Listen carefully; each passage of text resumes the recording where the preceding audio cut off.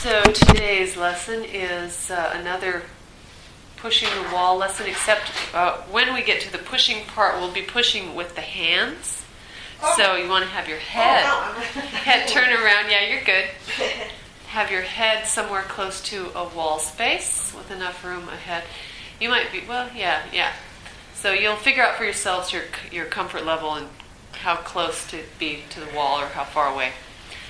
And actually, we could just start there and just go like you're going to do a handstand, and bend your knees up, and have your feet standing flat, and come close enough so that your arms are not locked straight, but you could pulse the wall and give yourself a good shake. Oh, we have one more. Oh.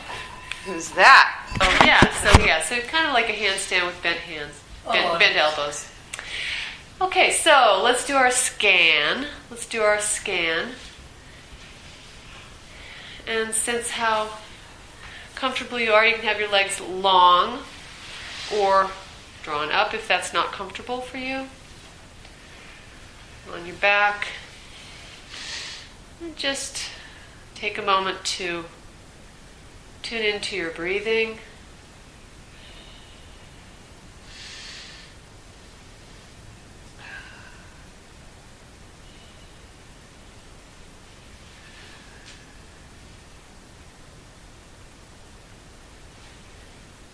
And your sense of your arms and your legs resting on the floor. Your pelvis and your spine. All of you.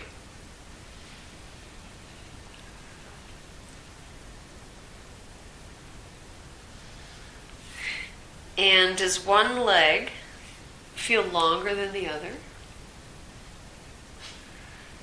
Or shorter than the other? How do you think about it? And you know what? We're going to stand up. We're going to stand. Don't worry. We're going to go back down. But some of our other classes we've been working on rolling to sit and doing all kinds of. So come somehow up to sit, because we're going to do an experiment, and we're going to choose a side to improve. We're going to choose a side to improve. So come up to standing. Oh, my toes again. I've been having crampy toes. Stiff. It just started about a couple months ago. You're not alone. You're not alone. So on your feet, just find your comfortable stance and shift to one leg and then the other, and find out which leg you're more comfortable on. If there's one leg that feels more reliable than the other, or more secure, you feel safer on one side. And then standing on one leg,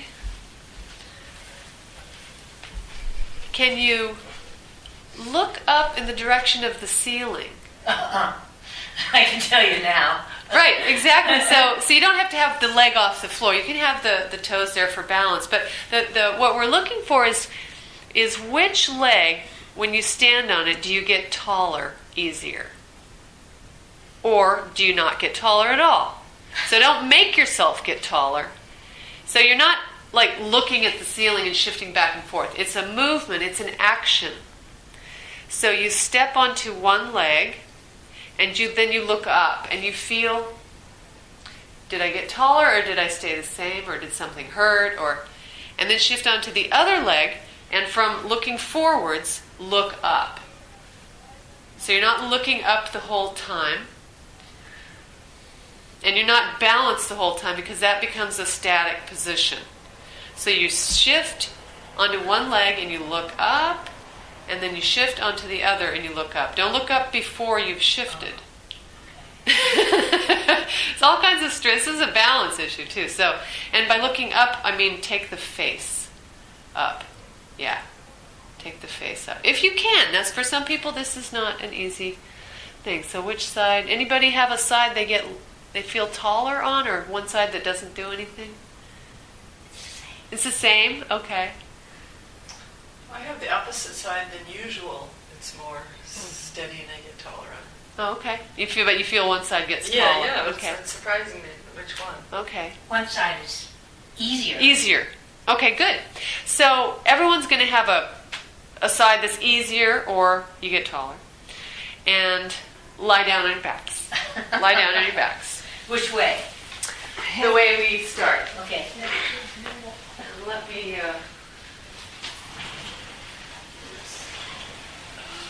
I'm getting tired, getting old. Well, Getting young. here's one solution. Well, there's two, Alice really. called us kids today. So Who calls kids? Alice. Yeah, you're my kids. It's our mom. Yeah. Hey, we call her mom. That's You good. call me mom. So, I want to read you what this lesson is about, just so you have a little background knowledge. The functional background is about the hip joint. We're concentrating on the hip joint today. This lesson is called the bow and arrow. It's from the Bones for Life series that some of you are familiar with, which is Feldenkrais taken to a different place. It's very, very powerful. I love it, and we've been doing it a lot in the class anyway. So I'll just read what this lesson's about. Some disturbances in the hip joint preclude dynamic movement and lead to a weak and breakable neck of the femur.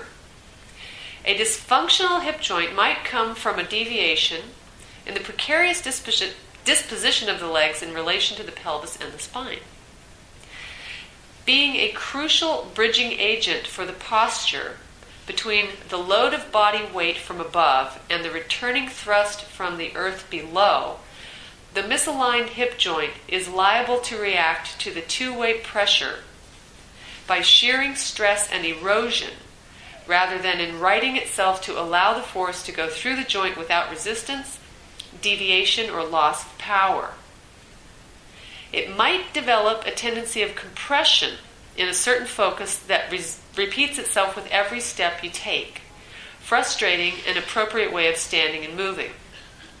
This disturbance is usually not symmetrical on both sides.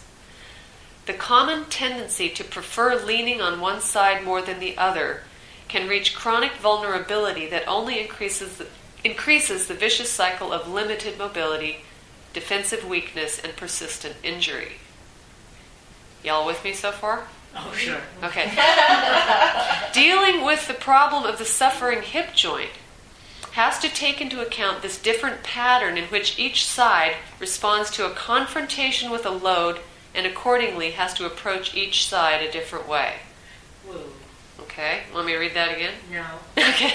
I want to hear that sentence. Dealing with the problem of the suffering hip joint has to take into account this different pattern in which each side responds to a confrontation with a load and accordingly has to approach each side in a different way. And you hear me say this a lot. The one side is different from the other. Treat it like a different side. Okay? So our strategy for this lesson is looking for creating more equilibrium between the two hip joints in a paradoxical strategy that Feldenkrais called making the need unnecessary. Really? Yes. That's the goal, that you won't have unequal sides? That is, you don't have to compensate for one's... What do I want to say? You know what I want to say. I know what you want to say. Okay. So, so let's approach this situation through movement. So, on your backs as you are, reconnect with yourself, your physical self, and the floor.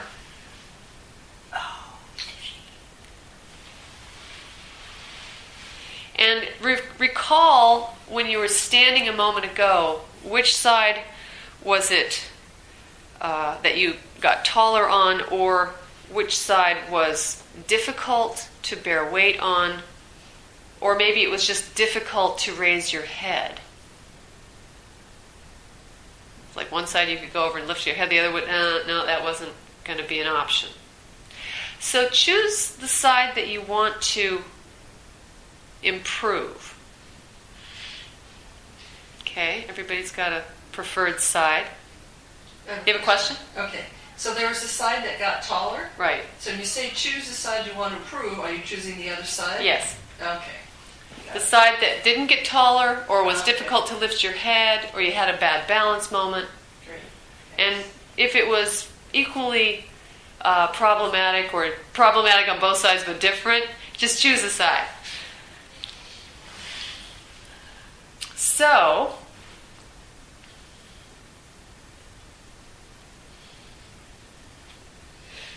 bend up the leg of your good side. And let's just review. Pushing through the foot to roll the pelvis a bit. And actually, let's do it a little bit different. Let's approach it more skeletally. Let the weight of the leg sort of start to lean, incline towards your midline. Alex, do you have the wave machine? I can hear their conversation. Wave machine is on. No.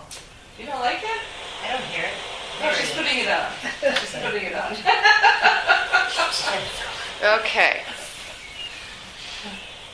So,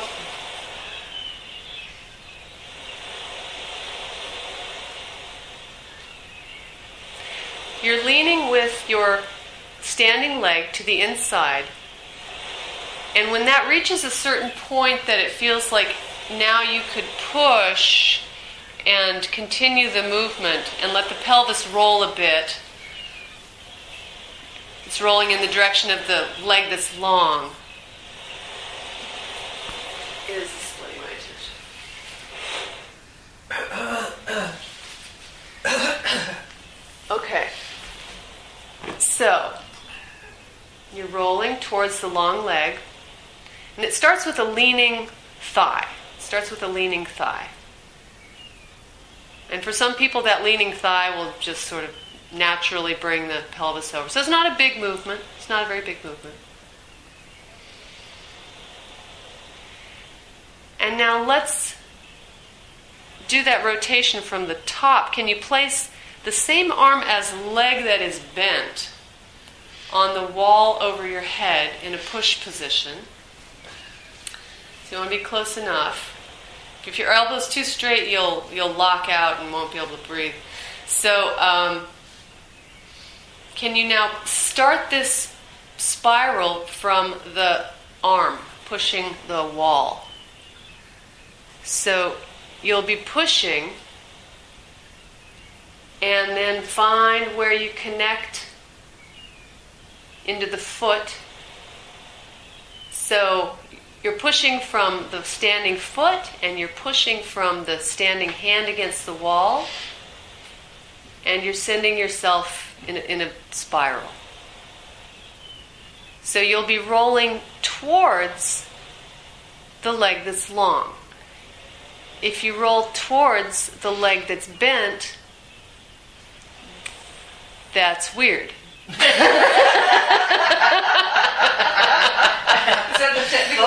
that the technical term? So check, are you doing what you think you're doing? It's funnier and funnier. The long leg is long, it's not bent, and the foot is not standing. The other leg is standing. So you push through the arm that's on the wall, which is the same arm that is the leg that's bent, and you're sending a streaming force through yourself, and it's a bit of a spiral and it's a bit of a roll, and you're connecting overhead with the wall. There you go. And can you do it slowly and carefully and comfortably and with much awareness of every joint in your body that you can think of? Okay. So this is the bow part of the bow and arrow. Okay, so first we need to establish our bow. Now, Alex, my Question. Yeah, question.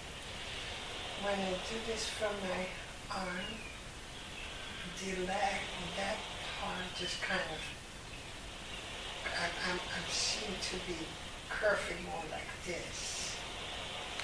Whatever's happening is happening. Because Okay, it'll get clearer. okay. So now let's rest that leg down. Rest that leg down, rest the arm down, and just sense if anything changed in your connection to the mat.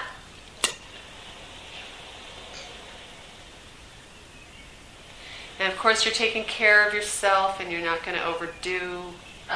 You're not going to do anything that hurts because that's not how we learn.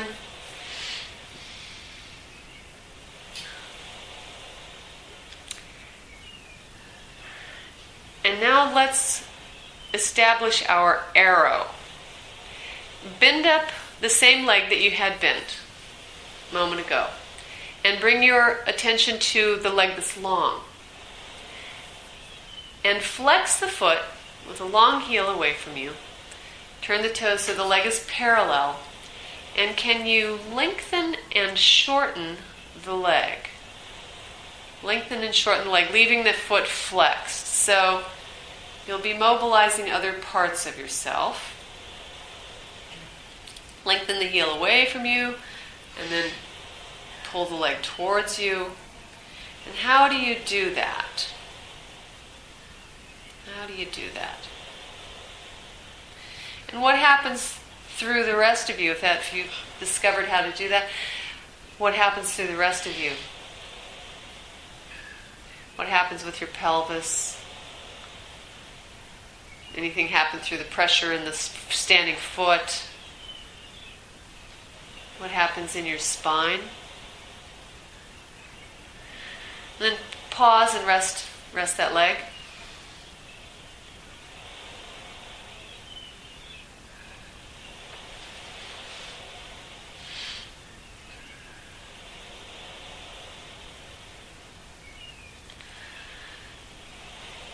Okay. Bend up both knees. And can you begin to step on each foot like you're walking? So you'll just raise one foot away from the floor a little bit and step into the floor with the other one. So it's a step and a step. So you're alternating as one foot places down. So it's not even placing, you're pushing the floor, you're stepping on it, which means the step pushes the other foot away.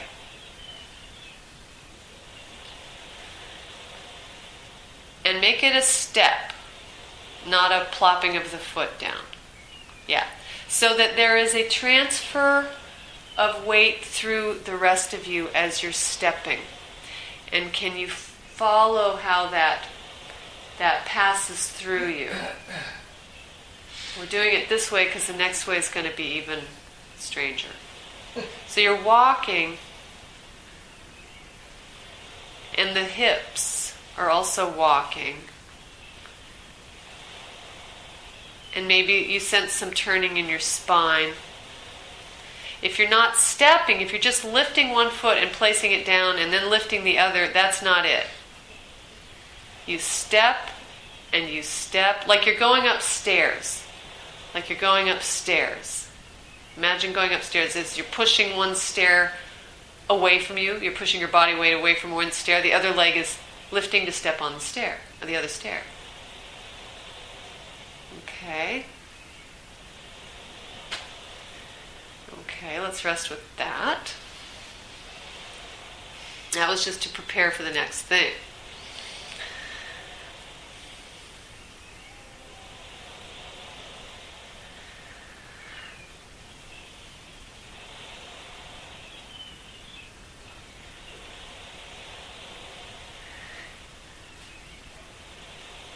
If you brought your legs down long, then draw up the leg that you had drawn up before. And if you have your legs drawn up, lengthen down the leg that was long before.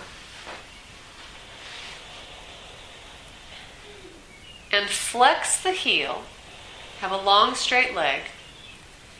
And now can you walk like this? You're going to step with the foot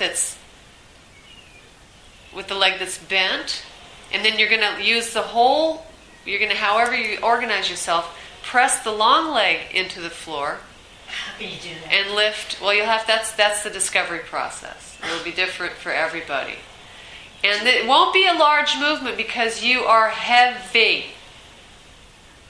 Well, I don't get it. Did you say your foot, or did you say your You leg? use your long side Side. to bear weight on, to push into the floor as you lift the other leg. So that's it, perfect, yeah. So your long leg will not lift very much, but it's a long leg, it's a straight knee, the heel comes away from the floor, the leg comes away from the floor, maybe just enough so that a piece of paper can be slid under there. But it's one, and then the other, and then the other.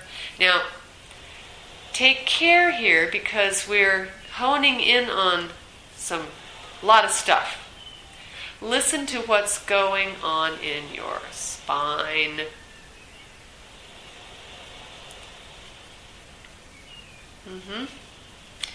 And remember, it's alternating. As one goes down, the other comes up. They're not both down together. They're never both down together. That's it. Yeah. Don't make it too big. Don't get ambitious. Good. I drove 4 hours in the car yesterday. Awful. Here you are, stepping on the gas, stepping on the gas, stepping on the gas. Okay. Pause with that and bring your arm, the same arm that's bent, as leg that's bent, and bring it in your push-up position again, like you did before.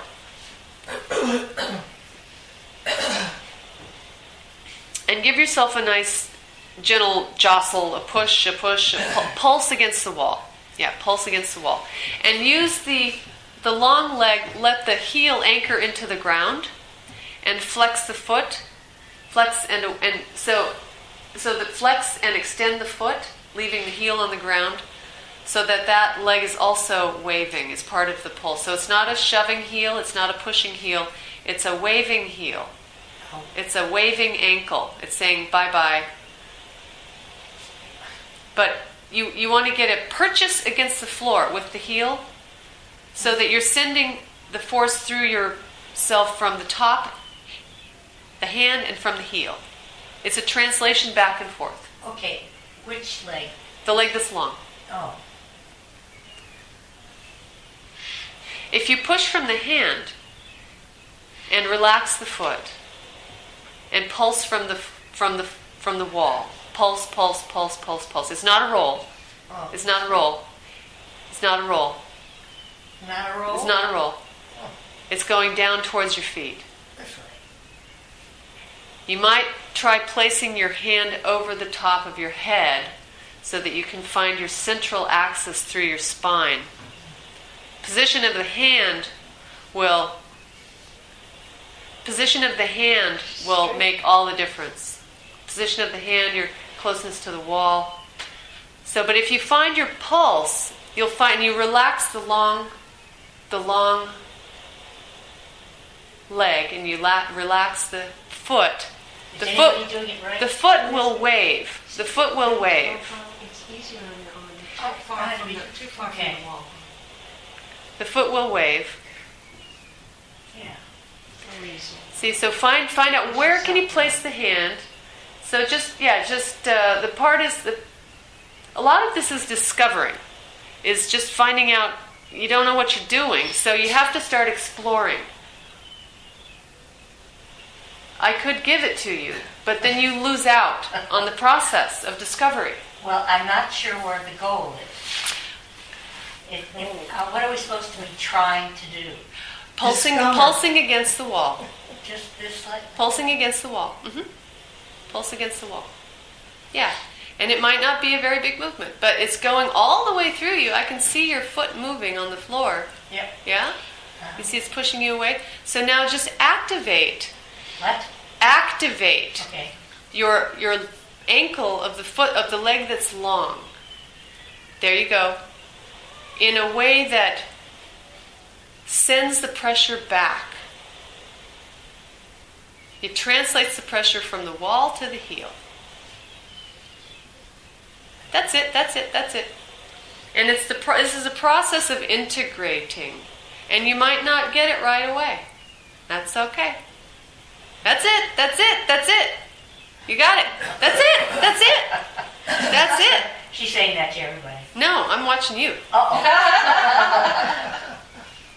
We knew that. Okay, rest your arm, rest your leg.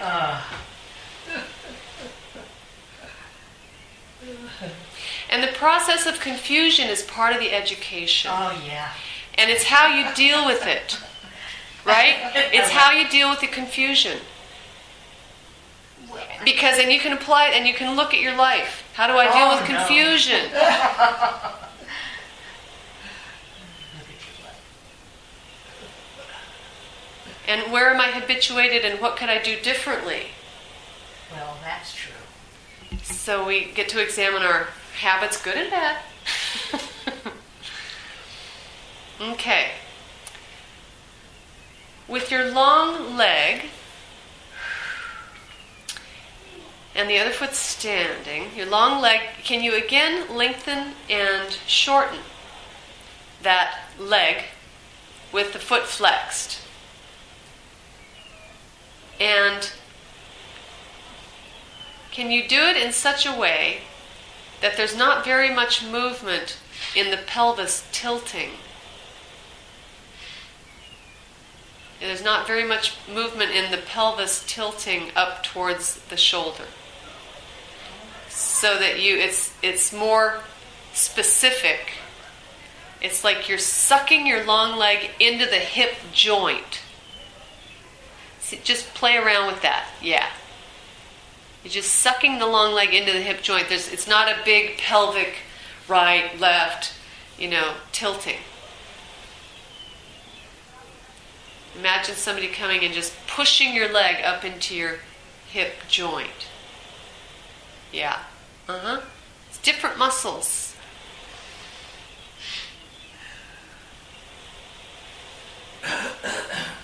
Okay. So, now, can you tilt your tilt your bent leg towards the midline and let the pelvis start to roll.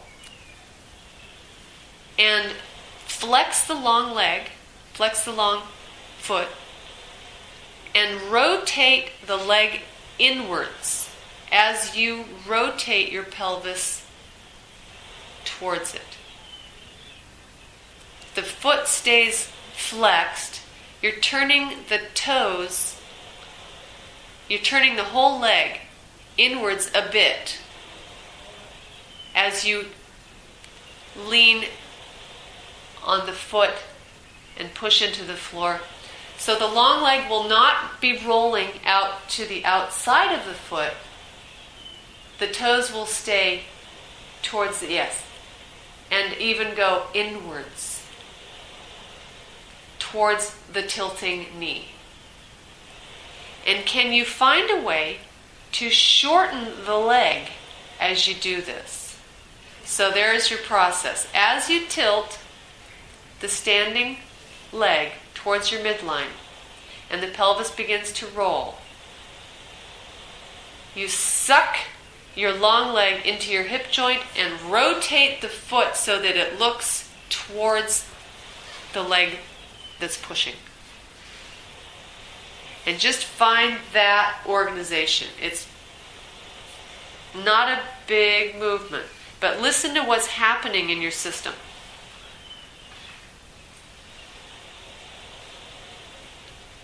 So you push the foot, you lean the leg the pelvis rolls a bit, the spine adapts, things change, the long leg is straight, and yeah. Now if you're having trouble finding how to bring your leg into your hip, you can make a fist and put it underneath your greater trochanter. And that is the bone that everybody thinks is their hip joint, but it's not. It's the head of the femur. Okay? The greater trochanter. It's right, this bone, see? Where the saddlebags are. Yeah. And make a fist and locate that bone and get underneath it and pull it up into the joint. Pull it up in towards the pelvis. Can't find it. It's there. I know it's there. And sometimes just contacting it and knowing where it is can help you visualize what you're trying to do. Show me the skeleton, it's easier. The skeleton, these bones, Okay. and see, here's what we're doing. Yeah, well, I had the image right. Okay, yeah. So you can just think it. You can think it. So think that that bone is going up, and you, as you turn the pelvis,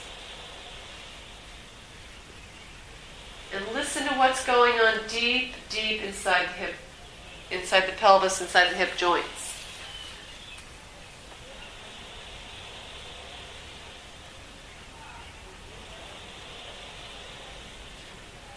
So the other leg is not squeezing itself to the middle, it's pushing the floor. Yeah.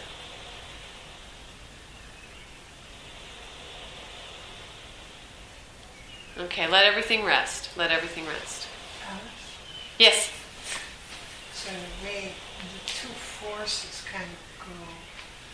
I Yeah, have you're a feeling of feeding- this you're one and feeding. this one. Yeah, As you're rotating. yeah, So you're doing that. yeah, And you're doing that. Yeah. yeah. So it's Yeah. definitely. Yeah, this. it's a book close. you're condensing, you're going really into your hip joints. It's kind of a closing of a book.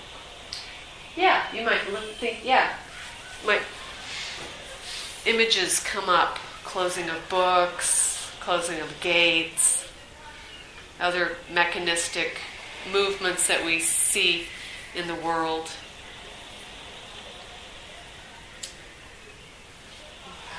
So now, gets more fun. Can you do that and add the component of your hand on the wall over your head? So we're sending streaming pressure. We want to integrate the whole thing now through the whole spine, and that's why we have the arm. So find your push against the wall and the standing leg leaning towards the midline and flexing the long leg, the long foot, you know what I mean. And suck the leg into the hip joint and rotate the leg inwards a little bit as you push.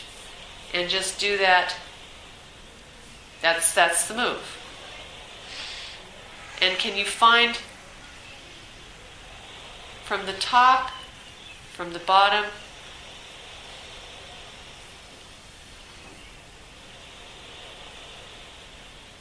yeah. So the forces are coming from the top of the skeleton, they're coming from the feet, and you're feeding information into not just your hip joints, not just your pelvis, but into your spine and your rib cage. What's happening in the spine?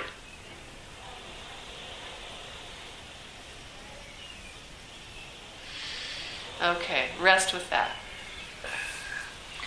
Woo! This is a tricky one to teach. Is this going to cure my bones?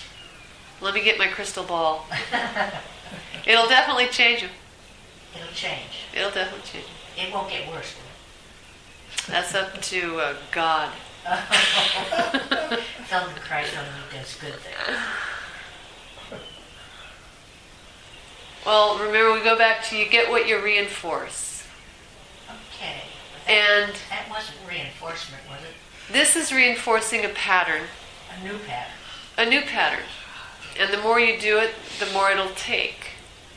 But then when you get in your car and you drive around like a maniac for 50 hours a week, and then you're going to get that, right? You get what you I don't go reinforce. 50 hours. But you know what I'm saying. Yeah, Our well, daily lives, we're reinforcing our habits all the time. This gives us a chance to examine them, create conditions to do something different, and if it worked good, if it was good for you, reinforce it. Do it at home. Because your daily life is your daily life, right? You're going to walk out of here and you're going to go and do your stuff, but hopefully you walk out of here with a slightly different information through your hip joints. So, now, go back to bend up the same leg and review walking. Flex the long leg, flex the heel, straighten the long leg, and go back to walking. Walking. How does that go through you now? One leg is goose stepping. That's Nazis. Yes, the Germans. It's okay, I love the Germans. But it's goose stepping, it's not bending and lifting, it's a long leg.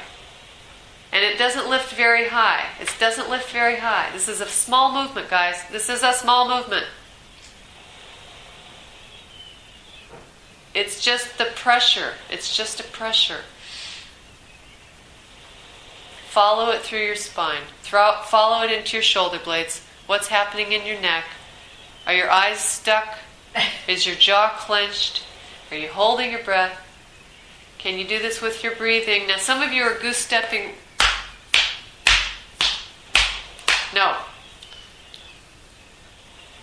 Hear the waves? I don't hear any German marching music. But some of you have that tape playing. Go slow, go slow. Yeah. But if you do, notice it and see if you can just do something different. There you go. Yeah, there you go. You can pay attention, you can feel more, you can sense more. It's a gentle, gradual occurrence, like growing grass.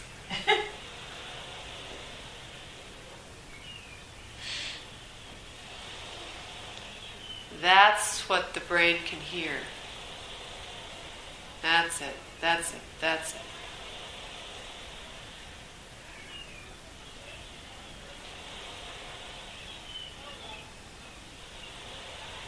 Okay. Lengthen down and rest.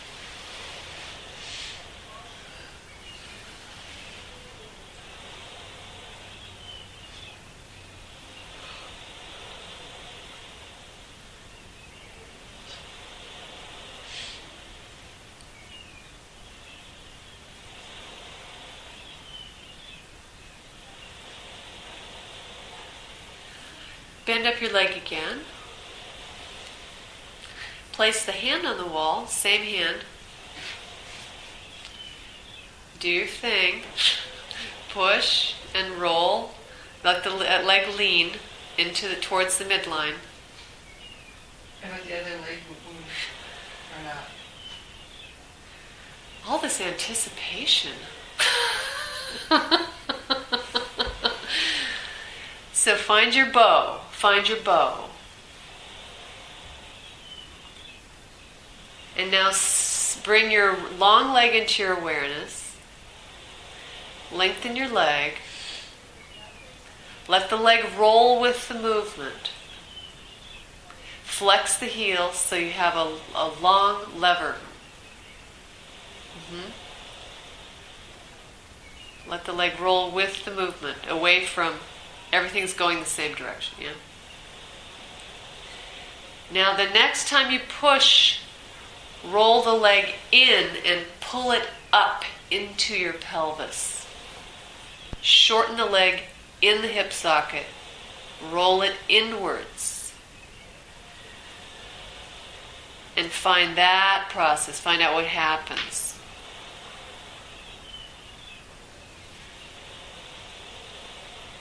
As you push through the wall, and you have information coming from the top and the bottom of your skeleton.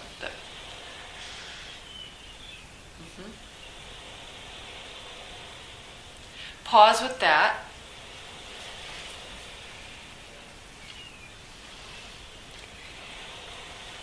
Lengthen your legs long. And press your legs into the floor long, one after the other, so that you're walking your pelvis. It's not a shortening of the leg, it's a pressing of a long leg. Flex the heel. And it's just one pushing into the floor, the other pushing into the floor, so that, Which leg would you shorten and when? Can you think of it pulling more snugly into the hip joint?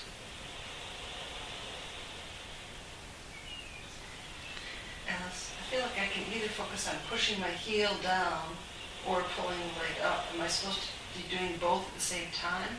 I'm confused. Just find a way to bear weight through one long leg, and then bear weight through the other long leg. Okay. Yeah. And then you can experiment with flexed feet. You could experiment with pointed feet. One flexed, one pointed.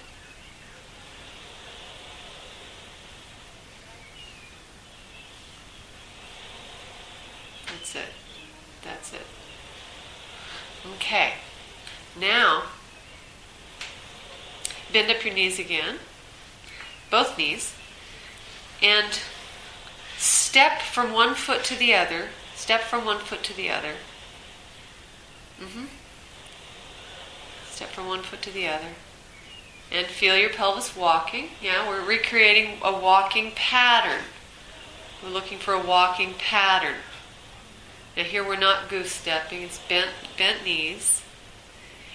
And one foot presses, and then and the other foot lightens. It's just, don't even pick the feet up. Just have them be like hovercrafts. But let the whole sole of the foot. So it's not raising the toes and flexing the ankle and leaving the heel on. It's the whole foot. Stamping an imprint on the ground. But barely lift it. Barely lift it. And follow that movement all the way up to your head.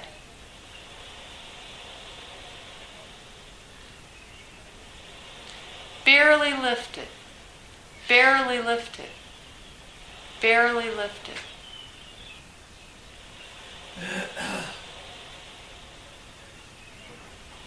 Good. Nice. Okay. Stay with your knees bent. Place your arm on the wall.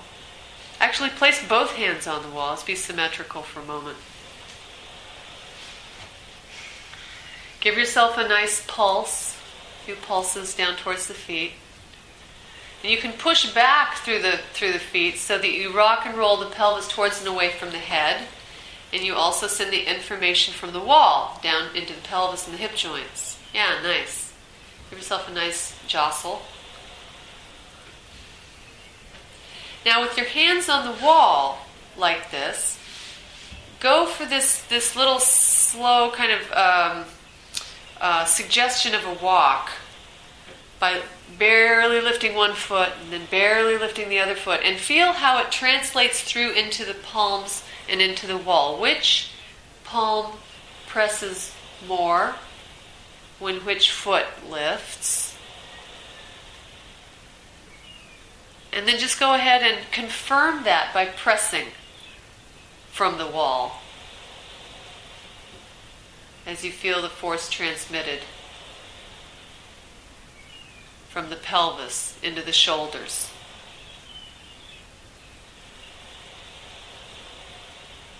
So this is a sort of a weird construct for crawling.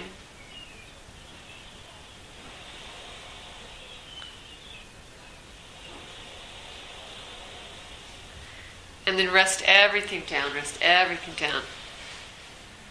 and take a full rest.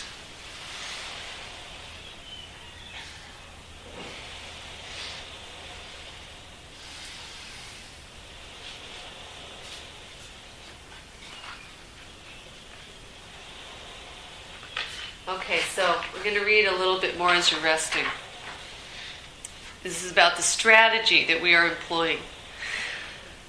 Since the preference for leaning on one foot, meaning weight bearing, is a very deeply ingrained pattern at an obsessive level, you cannot expect to effect a change by any direct confrontation that suggests making a correction by coercion. Want me to read that again? I don't know about coercion. Huh? Coercion? That's the force. Forcing it. Since the preference for leaning on one foot is a very deeply ingrained pattern at an obsessive level, you cannot expect to effect a change by any direct confrontation that suggests making a correction by coercion. On the contrary, the first thing is to help the organism, that's you, to organize itself comfortably in its own habitual pattern. Then, when the body feels that its need is accepted and attended to, it can drop its investment in being defensive about it. When the body feels that its need is accepted and attended to, it can drop its investment in being defensive about it. That's a huge statement. It is. I mean, so many. It's just apply it across the boards. Only then is it possible to suggest the contrary, and to have not only the hip joint, but also the whole self accept the suggestion. Yeah, the person has to feel safe first. You got to feel safe, or you won't let go of anything. Anything. So, draw the leg up. Both legs or what? The one leg we've been working with. Place that hand on the wall. Now go into this funny arrangement of you push the wall, you lean the bent leg, you flex the long leg, the foot, the heel's far away from you, and you rotate the leg, the whole leg, not just the foot. The knee looks to the inside. Yeah, and now stay there. Fix that position. And now walk with it. Walk with it. You've got a long leg that's turned in. You've got a bent leg that's leaning towards your midline. You're pushing through the wall, and you fix that position. You're not rolling back and forth now. You're actually fixing it and walking back and forth between one long leg and one bent leg. And feel the streaming forces from wall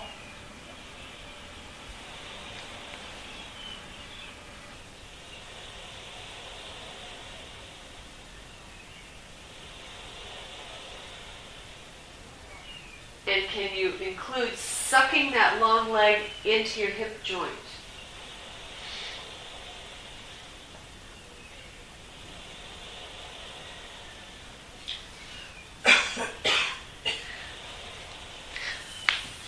Okay, let it all go. Let it all go and rest on your back.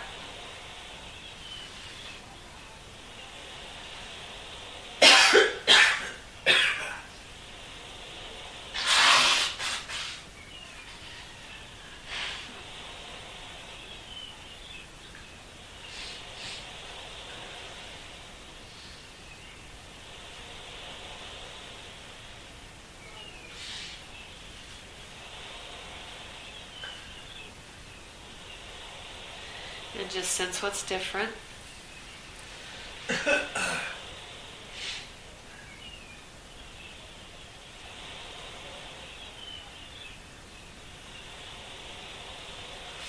The concept of sucking in the leg joint is just amazing to me because I didn't think that I could keep the top. I didn't think I could keep my waist still. Your waist the top still, of yeah. my pelvis still until I experienced that. So that's pretty amazing. Because I tend, if my Yeah, neck right. went up, my hip went up. Well, you've never thought about it before, No, yeah. never thought about it, never experienced it, or if I did, I wasn't aware of it. That's pretty amazing.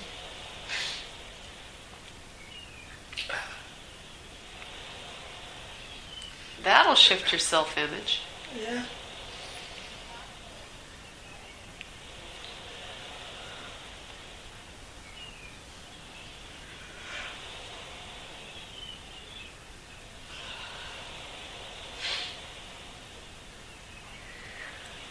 Bend the bow leg and straighten the arrow leg and flex the heel. And now just find this action of shortening the leg in the hip joint as you roll the pelvis towards and push through the foot. Just see how that goes. Are you a little more adept at it?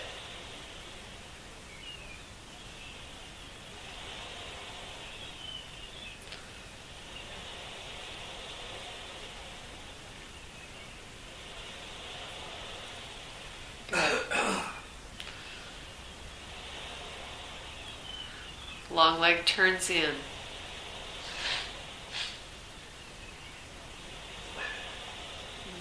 Good. Good. Okay. Bend up the long leg. Place both hands on the wall overhead. And just pulse from the wall. Back and forth between the wall and your feet. Rock and roll the pelvis.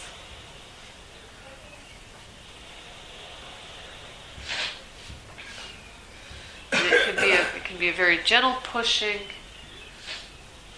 can push with soft hands. You can even push with fists.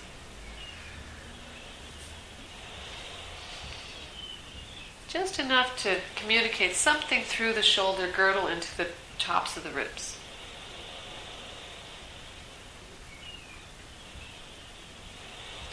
We don't use our arms, especially women. Do not use their arms very much for weight-bearing activities. So this is a great opportunity to send information through your bones in a really useful, beneficial way. And safely, it's done in safety because we're not doing a handstand, we're not doing a headstand, we're doing it on the floor where it's safe.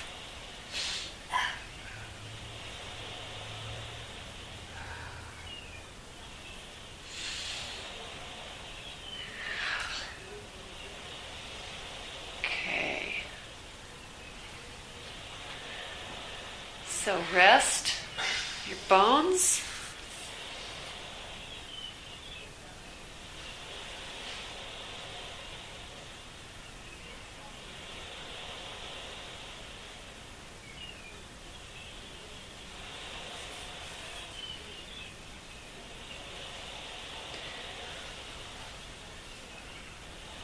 So this was a famous one-sided lesson. We don't do too many of those. But I'll be curious how that is for you. So when you're ready, we'll come to standing and repeat our experiment that we did at the beginning. But first just come up and notice what's different and find your standing self.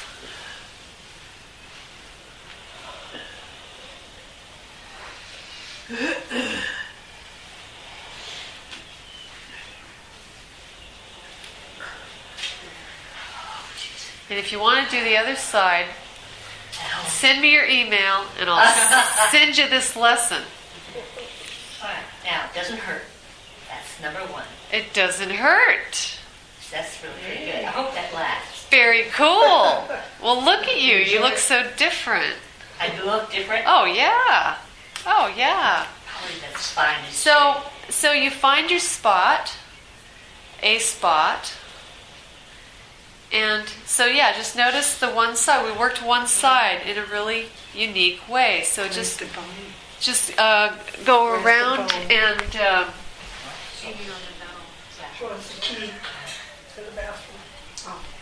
and move about and see what's different about your standing and your hip joint and how you weight bear now. How are the forces? And then you can try standing on, shifting your weight to one side and looking up. this side's better. All right. Yeah, that's Cool. Look at you.